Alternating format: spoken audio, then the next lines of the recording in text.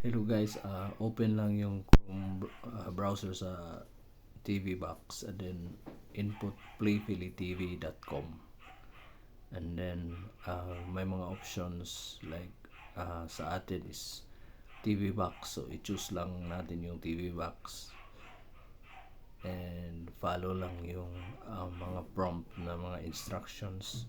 So ang nakaganda nito is mayroon din option for Android TV and cell phone.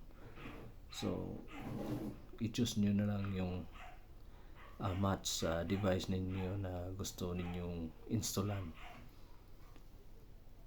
at i-download and follow the instructions, and then after ng download is i-install. And ang nakaganda nito is after ng installation is matik na yung 7 days trial, which is free. And then in case gusto nyong mag-continue ng subscription, message nyo lang ako or i-comment para bigay ko sa inyo yung pin code. Yun lang.